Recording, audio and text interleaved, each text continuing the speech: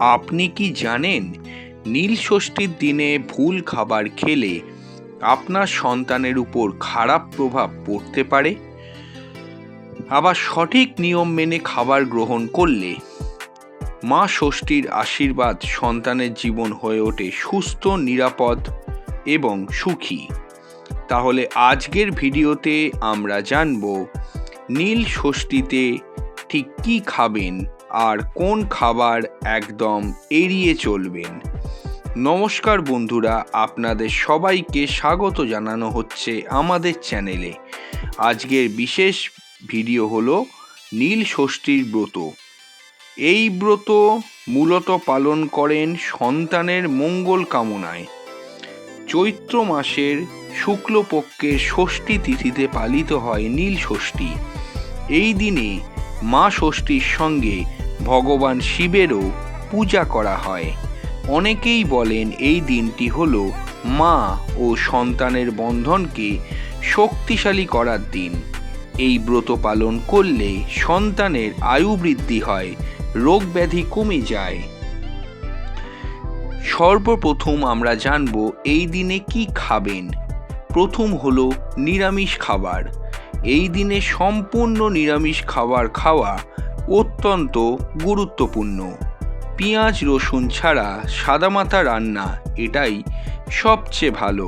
যেমন ভাত, ডাল, সেদ্ধ সবজি, লাউ, পটল ও ঝিঙে। এগুলো শরীর ও মনকে কিন্তু পবিত্র রাখে। 2 হলো ফল ও দুগ্ধজাত খাবার। ফল এবং দুধ এই দিনে খুবই শুভ।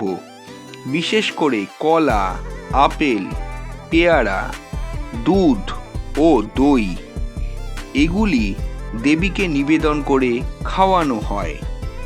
3 হলো উপবাস বা অল্প আহার। অনেকেই এই দিনে উপবাস করেন। যদি পুরো উপবাস না করতে পারেন তাহলে একবার অল্প খাবার গ্রহণ করতে পারেন। এতে মনোসংযম বাড়ে এবং ভক্তি আরও গভীর হয়। এইবার আমরা আসব কি খাওয়া যাবে না। প্রথম হলো আমিষ খাওয়ার সম্পূর্ণ নিষিদ্ধ।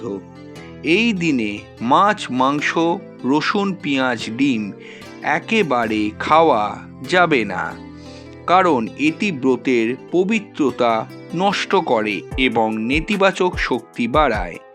2 হলো পেঁয়াজ রসুন এড়িয়ে চলুন। পেঁয়াজ রসুনকে তামসিক খাবার বলা হয়।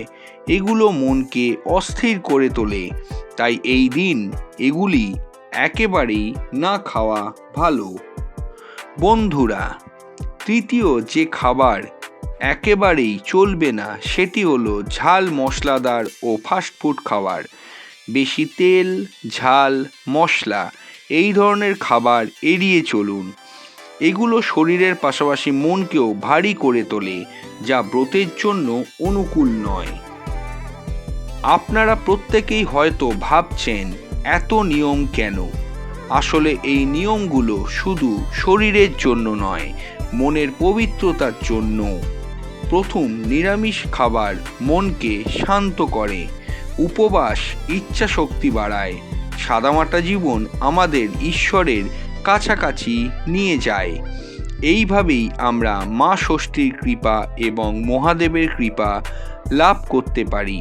তাহলে বন্ধুরা, নীল ষষ্ঠীর দিনে কি খাবেন আর কি খাবেন না আজকের ভিডিওতে সব কিছু জানলেন।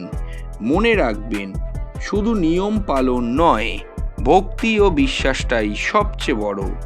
মা ষষ্ঠী এবং মহাদেব আপনার সন্তানকে সুস্থ, নিরাপদ ও সুখী রাখুক, এই প্রার্থনা করে ভিডিওটা শেষ করছি। যদি ভিডিওটা ভালো লাগে লাইক, শেয়ার ও সাবস্ক্রাইব করতে ভুলবেন না। আর কমেন্ট করে লিখে জানাবেন আপনি কি নীল ষষ্ঠীর ব্রত পালন করছেন। নমস্কার।